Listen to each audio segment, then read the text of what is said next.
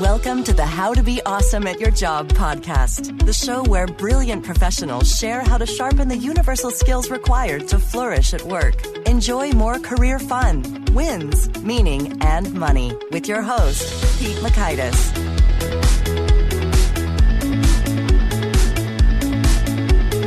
Thanks so much for joining us here for episode 73. If you see something dumb going on in your organization and want to change, but you're not sure what to do or how to do it, or if you're worthy of doing it, or you should be the one to do it, my next guest is going to be super helpful for you. It's Dr. John Kotter. He has absolutely towering credentials in this area. So you're going to learn 1, the 8 critical steps for sparking change in your organization. 2, how you can test drive ideas for your organization at a lower risk.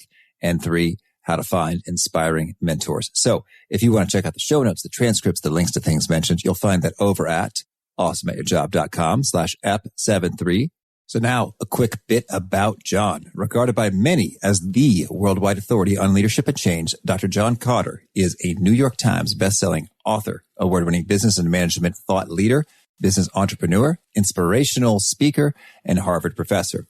His ideas and books, as well as the company he founded, Kotter International, have helped mobilize people around the world to lead organizations and their own lives in an era of increasingly rapid change. Here's John.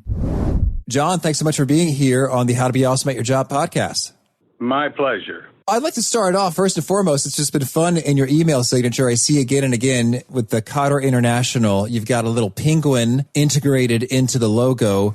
Can you share with us why the penguin and what's the story behind it? Yeah, a number of years ago, just before we started the firm, it's a management consulting firm, Holger Rathgeber, a colleague who now works for the firm in Frankfurt, and I wrote a book that's a fable, and which is really off the charts for a Harvard professor. But I've been studying how people learn and decided that this could be a terrific format for helping people. And so we tried it, and it kind of blew everybody away, starting with me, the number of emails that we've gotten from around the world. It was created 3 stage plays.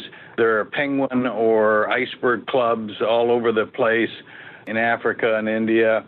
So it's just a phenomenon, and whoever put together our first logo said, that's Fred, key character in the story. Why don't we incorporate Fred, because he represents not just success, but he represents a lot of what we care about, which was dealing with a very difficult situation. He's not a senior person in the tribe, so to speak, in the colony, and yet he helped them deal with a changing, dangerous world and succeed.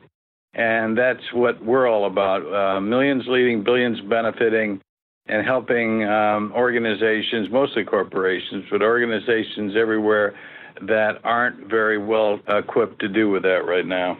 Okay, well, interesting. And so, I want to go there next when it comes to the fable as the format. I talk to people and they've got sort of mixed perspectives on the fable. And some people think, we're all grown up. Is that necessary? And others say, this is so much more engaging. I just really kind of fly through it. So you said you did some good research before you decided to go down that path. You've done it a couple times now. Why the fable? Yeah, we just put out our second fable. That's not how we do it here. Meerkats in Africa. The brain, I've been studying the brain, and especially we're knowing more and more about how this incredibly complex thing works. It's hardwired for stories because for a millennium, that's how people learned. We didn't have writing. We didn't have podcasts or movies. And one form of story that particularly was powerful because it could be so kind of interesting and fun and engaging, and everybody could sit around the campfire and learn from it, from youngsters to grandmas and grandpas, was the fable. And it has both an intellectual content, but it has an emotional component to it that can make it sticky in our brains. So people it engages them. They actually do read the thing. And it has some lessons which they draw from it, not 73 lessons, but a limited number of important ones. And because of the nature of our brains, which love stories and can retain them, and because fables, like a lot of great stories, have an emotional content, it sticks. And if it sticks, it can help guide your action in the future and make you more effective in how you deal with life. And you're right.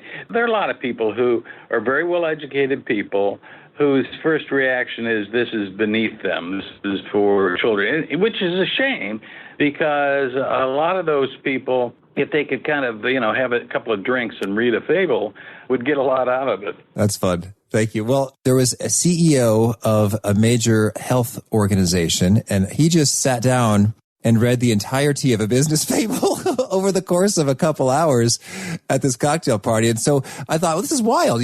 All of these folks are doctors, right? And super sharp doctors who have risen to prominence in their leadership positions. And so I thought, well, by golly, if business fables are good enough for them, then I'm going to get over myself and get on board. That's a terrific story. And, I was joking before, but not much. You just got to get people to kind of erase social norms, which is if we're really well educated, we're above this kind of stuff, and get them to relax in a social setting, and their brains take over. And their brains love this stuff. And that's very good. That's very good. Glad to hear it. So could you maybe share with us what is a little bit of the core story or key lessons coming out of the book? That's not how we do it here. Well, as the title suggests, the world changes on these meerkats in some fundamental ways, and they're typical in the sense that they're a mature, successful group, and they handle these basic changes the way mature, successful groups tend to, which unfortunately doesn't get them much. It makes things worse rather than better. They cling to how they do it because that has worked. It's very predictable how this goes. And so lesson one is the world is changing in more fundamental ways. That's not just a rumor. Number two, mature, good organizations, much less bad ones, tend to handle that very poorly. They handle being reliable and efficient, not being fast and rigorous in the face of new conditions.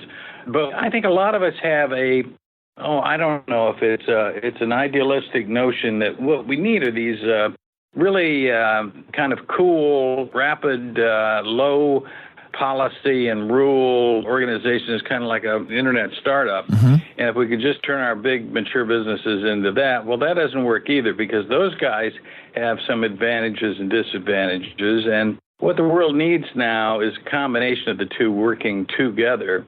That is possible. And there's a way to get from here to there, even though there are a lot of barriers. And the story is about all of that. And what people take from, you say, what's the fundamental message? One of the things we learned back when we wrote the Iceberg book is different people took away different fundamental lessons based upon their own histories and who they were. That's one of the other advantages of this format. So we can already see it in the emails we're getting from people who've read the Meerkat book. But it's all about very basic stuff, very basic problems that people are facing, working people are facing, and some big answers about it doesn't have to be this way and how you can work your way out of it.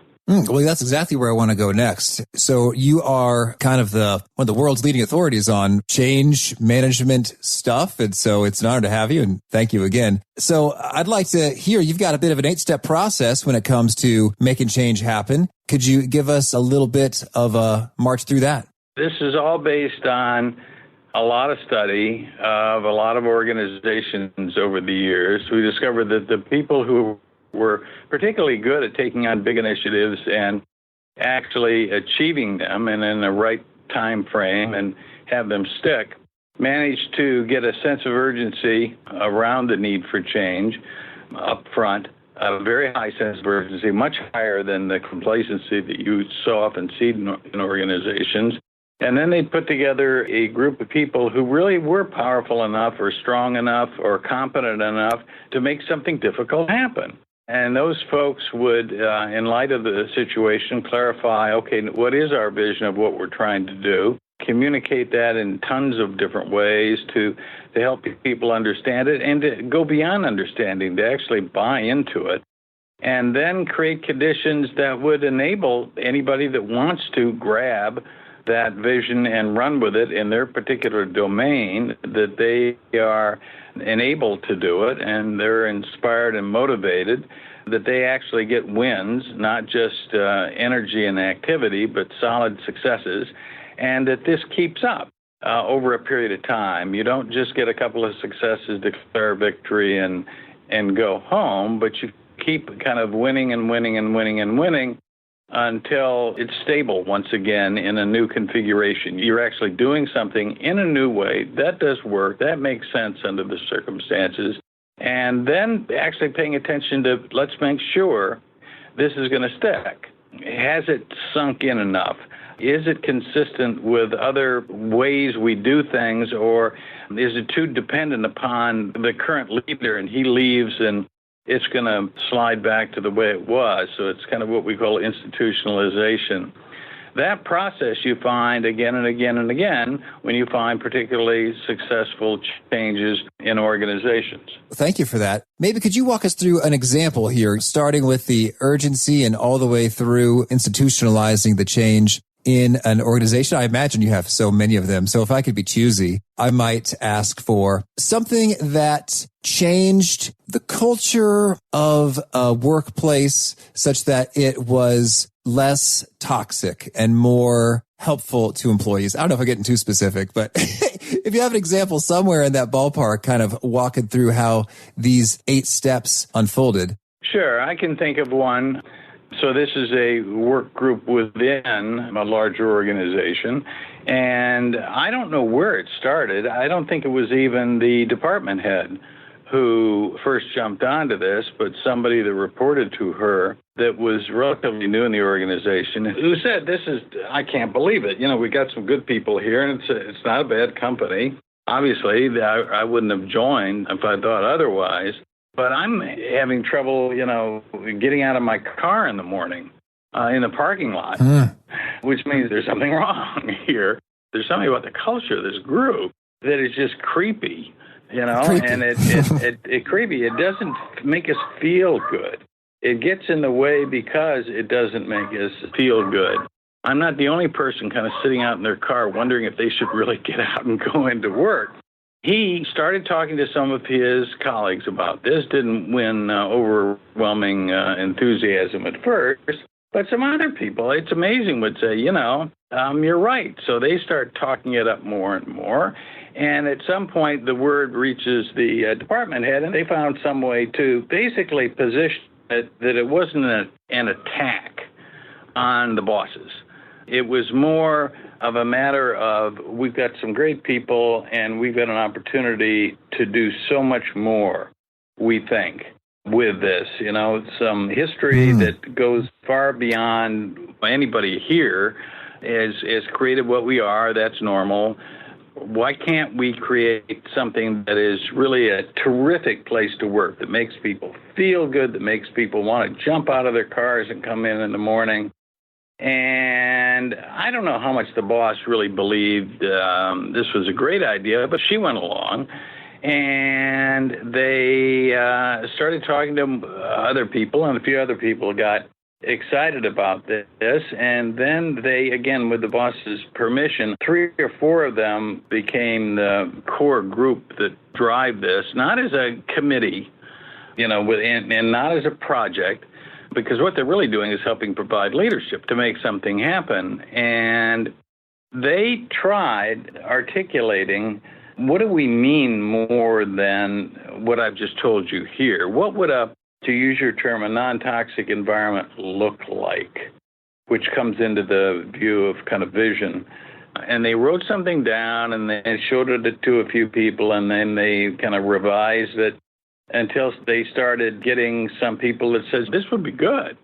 And again, the boss, I frankly don't know how much she was really convinced this would be a big deal. But it was hard to argue with, and especially since they weren't attacking her.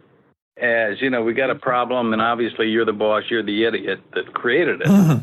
So she started saying, we got some folks that are kind of providing some initiative on this, and I think this is a great idea. So she gave them some latitude, and they picked out a few very specific things that they could do, underline do, not just talk, do? So if we were non-toxic, what kind of actions would people take to make this healthy, exciting, fun? And they invented a few projects, make sure the boss didn't think these were goofy things. Didn't ask, by the way, for extra time. We're going to go half-time on this, quote, project. No, they just did it, somehow fitted it into their workday because they got excited about it. They succeeded because they just really wanted to make it happen. And it did create a certain aura around it that helped productivity because more people, just wanting to come to work and be there and not be, hiding in their cubicles, mumbling about the organization. And that creates its own momentum. And the boss actually communicated that out with some pride. Look at what we're able to do. And not quite a champagne celebration because it was a little thing, but some notification and smiling. And so they took on a second one. And then some other people said, basically, I've got an idea. We've got a stupid filing system that drives everybody crazy and it achieves nothing. Why do we need to do it? Why do we do it? Well, of course, it traces back to something that had happened in 1943 that has no relevance today. And so they tried to figure out who was in charge. Nobody was in charge of that. So they told the boss, this is getting into everybody's way, and yet it takes time to maintain this thing. Time wasted. Nobody likes it. Why can't we get rid of it? With some negotiation, the boss said, try it. And people were astonished. All of a sudden, they don't have to keep this stupid thing going. So more smiles, more feeling that work isn't idiotic. And so somebody else comes up with another project. And it's this series of kind of win-win-wins, more people becoming involved, a few setbacks, a few grumpy older colleagues. This is normal. This is life. It's very easy to come up with 16 reasons why things, the way they are, have a logic to it and don't waste our time changing it. And it actually got to the point where it went over the tipping point, so to speak, and the place felt differently. And once that happened, even more action takes place because people are in a new frame of mind. And this doesn't happen over 3 or 4 months, but over the next couple of years. And with the boss now starting to get some recognition from her boss that something obviously was happening down there, he could even see it in the metrics because productivity was going up. It not only changed, it became a new set of habits, if you will, that weren't inadvertently toxic habits that kind of ground themselves into the culture. It takes some time, but there's the pattern. Get a little bit of urgency up. There is an issue here, and get together a group that wants to really focus on it and get some clarity about what the heck we're talking about, get some initiatives going, make sure they win, and then cycle back. Another initiative, another win, celebrate the whole thing, and make sure that there's nothing that ultimately it's going to be so dependent upon when they go back to just not paying attention to it, it's going to evaporate on them. But this is not project management. This is not more task forces. This is not kind of a traditional way of managing a business or actually even managing change. What this is all about ultimately is leadership, not in the sense of, Roosevelt, Mandela. I mean, it's the kind of leadership that any of us can provide. We just don't because we're not asked to provide it. We're not taught along the way that this should be a part of our routine. I mean, if there's anything in the world today that I wish I had the magic wand or the gold fairy dust that was powerful enough to change in this world, it would be to help people to understand that leadership is not the province anymore of the few. The only way we're going to be able to adapt to increasing technological change, to climate change, name anything you care about, is it's going to require lots and lots of us, literally millions of us, in some small way, helping to provide the leadership to actually change things. And the notion of, well, I'm not charismatic, I look in the mirror, I don't look like the great leader, This has been drilled into your head by society since you were probably young, except for the high school graduation speech in which they called you all leaders, which was a joke. And you've got to get that out of your head. The idea is not for you to take over the CEO's job or the prime minister's job, but to, in your little arena, think, I and some other people around me can provide leadership to produce the change that helps us leap into the future. And by the way, this will make me feel better. This will make my work and my life feel more meaningful. This is good for me and my health. So start changing yourself and get out there and provide leadership. Okay. I'd love to hear that. So thinking in particular about sort of young professionals who are not in the CEO or director or maybe even manager spot that, that could be individual contributors or with their first kinds of direct reports. What are the very first steps? So you got a whole book about the first step, A Sense of Urgency, but could you give us a view for how does one sort of get that sense up and going and permeating? This is an excellent question, and it's going to sound like a dodge to say, my gut at this point is that it depends upon who you are. Or in other words, it's hard to come up with universal generalizations, except, of course, read all of my books.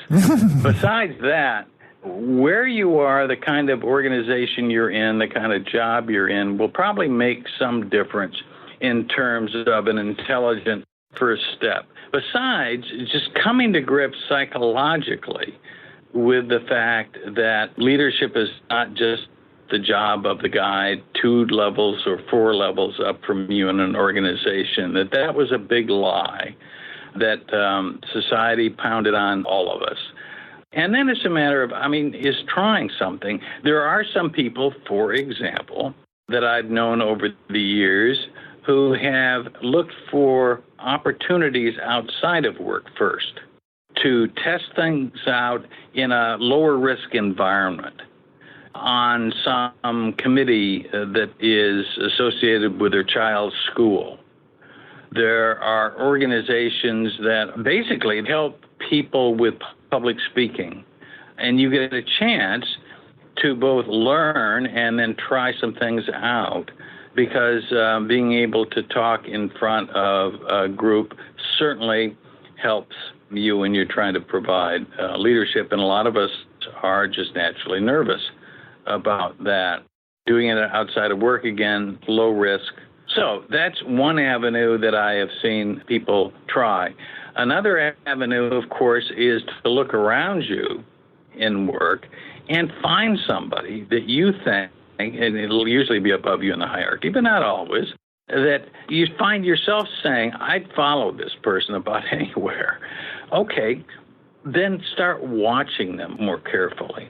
And get beyond, silly notions like, well, they're charismatic, I'm not charismatic. Stop it. Whack yourself in the head when you think that. Look at what they actually do that seems to add up and engender the feeling in you that this person is a good leader. And then say to yourself, where can I find an opportunity to take one of these things or 2 of these things and actually incorporate it into what I'm doing at work?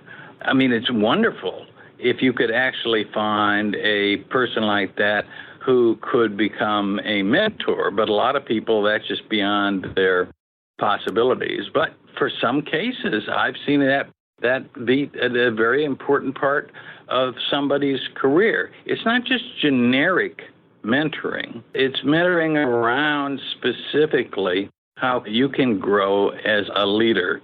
I think for some people, an opportunity comes along. There is some new big strategic initiative, and they just, wave their hand in the air until somebody notices and says, listen, I'd be willing to work on this and work on this above and beyond. This is not just, I'll do my job, but I'd like to help out.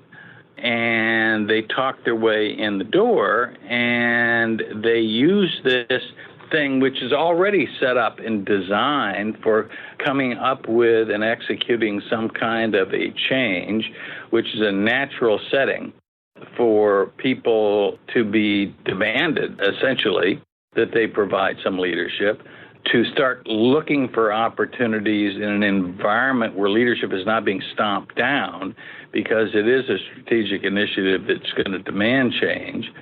Sometimes that comes along. So what I'm saying is it's kind of scanning your environment and asking yourself, where are the opportunities for me to take a step outside of work? Just observing a great leader, a coach, a new initiative, and use your common sense and grab what is available and go with it. And then grab the second thing that's available, and you will grow.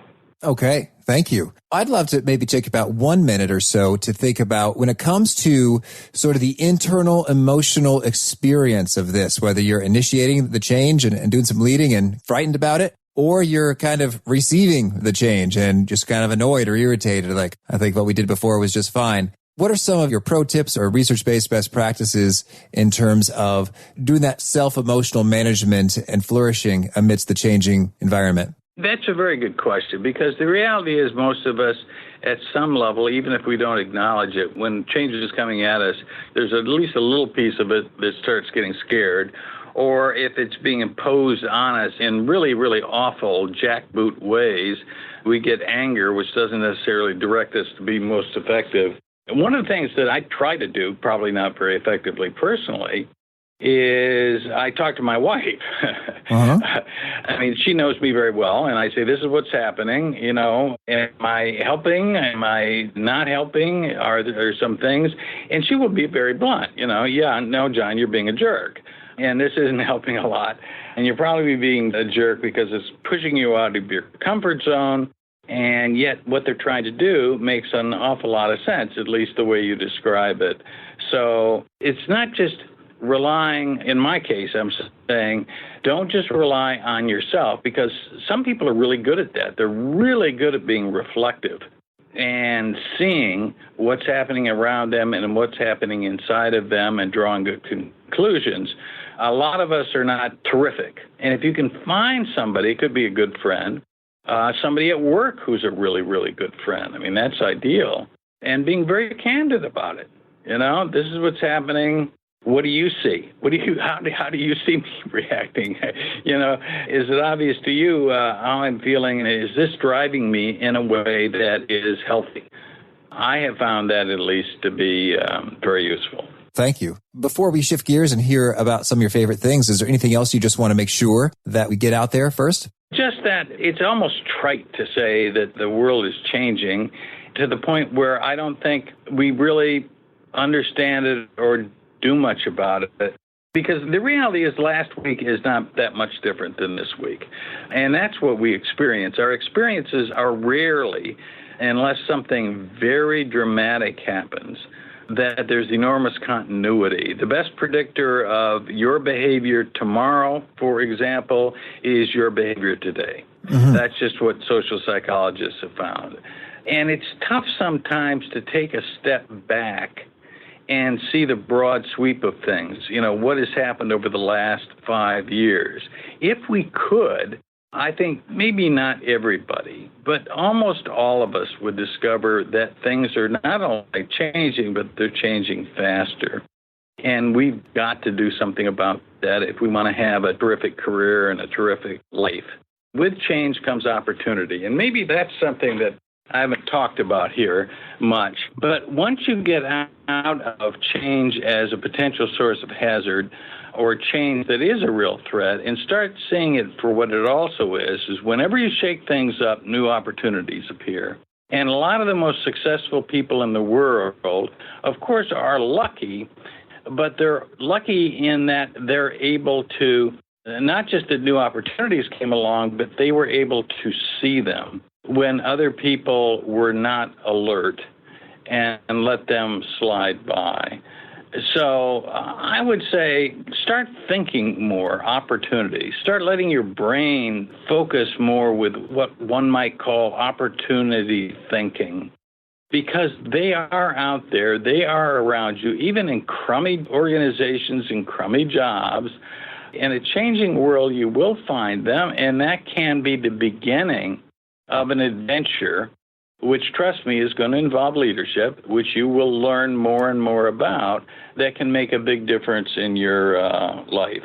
Think opportunity. Okay, I will. Thank you. So, well, now could you start us off by sharing a favorite quote, something you find inspiring? I find about 100 things that Winston Churchill said during the 1939 to 1945 period incredibly inspiring. The Brits were under horrible conditions where their whole civilization could have been wiped out, basically.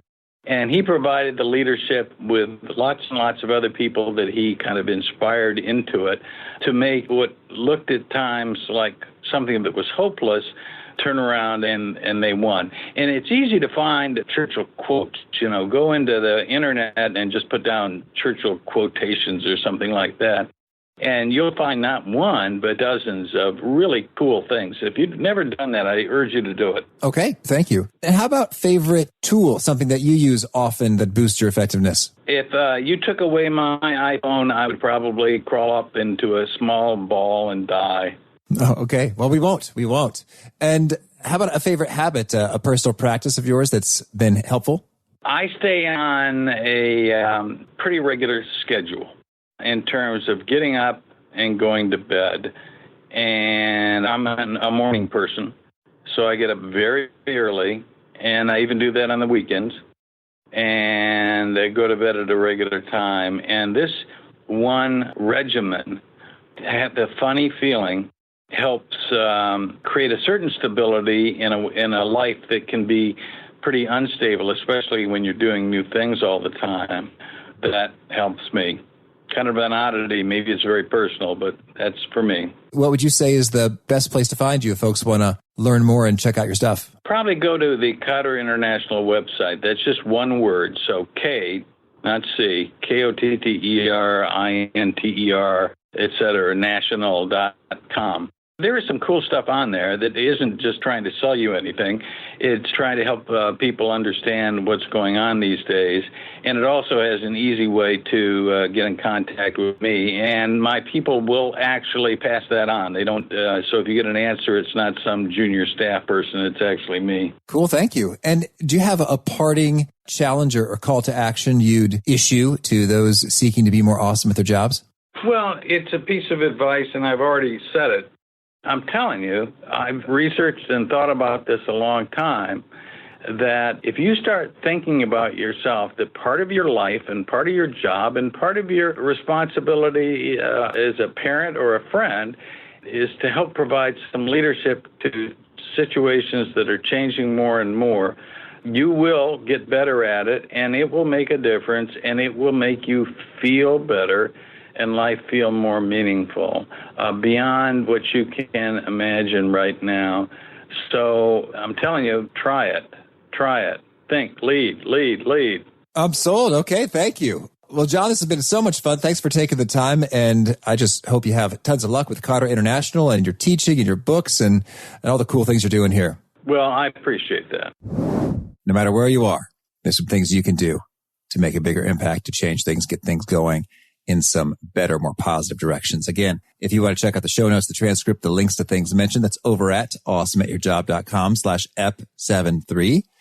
And if you haven't already, please hit that subscribe button so you don't miss guests like our next one, Thomas Mangum. He is so inspiring, and it's good stuff. He's talking about championship teams and what it really takes. And we get real. We get into some of the emotional heart stuff of it. It's powerful. So I hope you'll be joining us for that one.